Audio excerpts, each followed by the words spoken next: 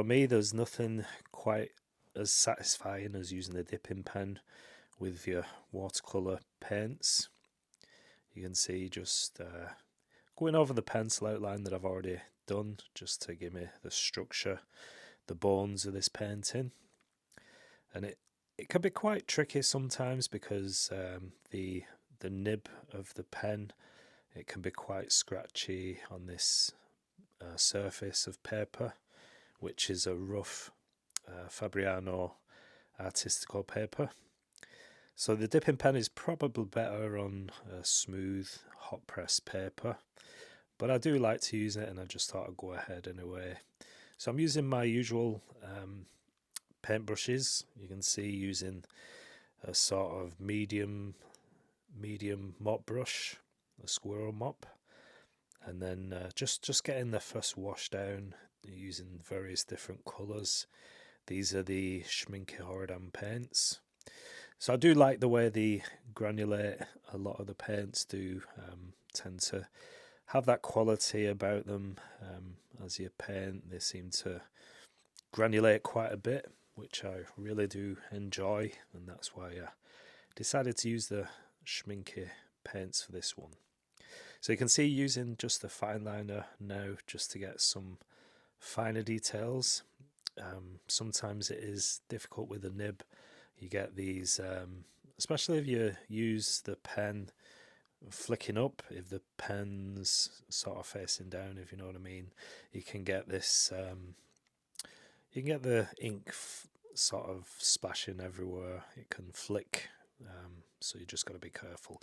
So that's the only thing about the dipping pen, but I do really like to use it every now and then.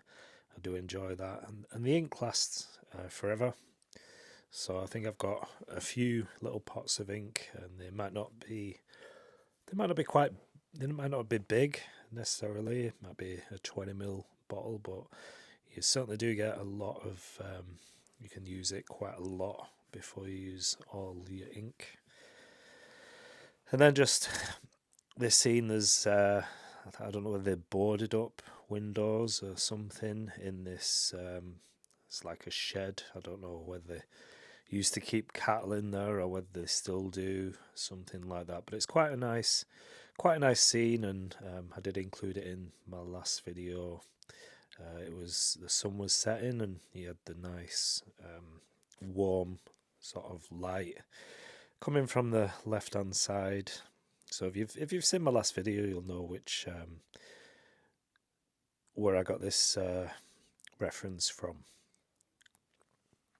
So using the liner brush now, just flicking up some grasses, and I don't know why, but I just thought I'd paint not all the way down the paper.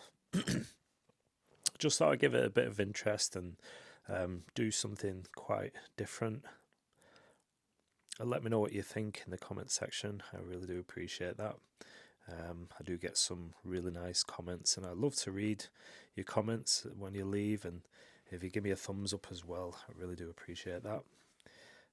So I'm using just a handful of colours. If you know me, I don't really go wild with the colours. I just use 3 or 4 different colours, and then just tweak the colours for what I need. If I need a darker colour, just add more sort of red or blue or something like that.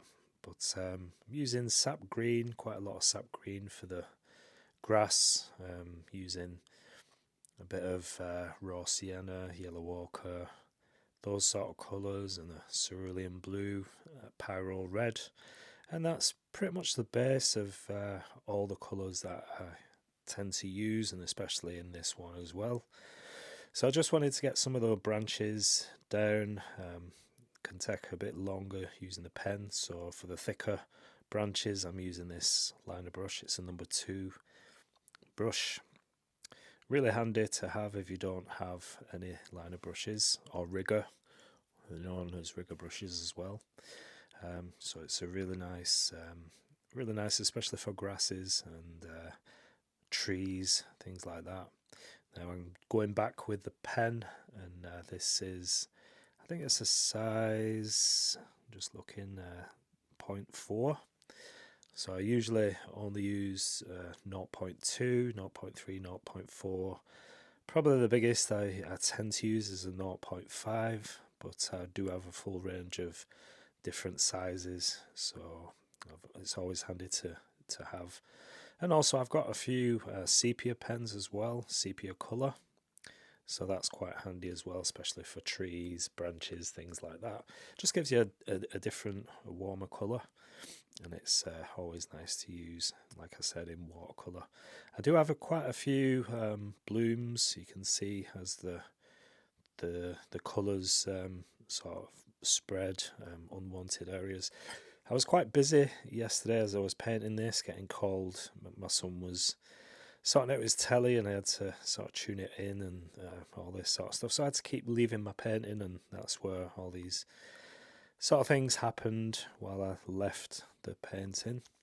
So I'm just going to go with it. It doesn't matter. It sort of adds to the rustic appeal of this painting. Let me know what you think in the comment section. I would normally sort of fix that straight away. You can always fix things in watercolor if you do get these blooms. You can just use you can either go over it or take the area out with a sort of semi-dry brush and just lift that pigment off the paper. But for this one, because it's a rustic scene, I'm just leaving that and just allowing those things to happen. And it also can give a little bit of like a rustic feel, so it could be old. These are quite old buildings, I suppose, and it just lends to that as well. Now just using the dipping pen again, just to get the this a wooden sort of shed. So just using the brush, the pen to go down, and then just using it to get some of the dark lines, just to emphasize the buildings. You can see they are quite hard to control, especially with a textured paper. So you do get a lot of movement, but it does help to keep your painting nice and loose as well, as you can see. So I'm not going for perfect lines or anything like that, and I think it does work on this scene. Let me know what you think in the comment section. I think when you do scenes like this, it's better to be less perfect and, you know, less structured. You can see the rustic appeal, and it's got that illustration feel. You could see this in a children's book or something like that. It's almost illustration type painting, which I do like to do. It's quite nice. There's no pressure. You can take your time. But yeah, I do like this this scene. I'm quite happy with the painting. Again, let me know what you think. Hopefully you enjoy this one. Hopefully you take something away from it. But I wanted to keep it simple. Thanks for watching, and I'll see you in the next video. Take care.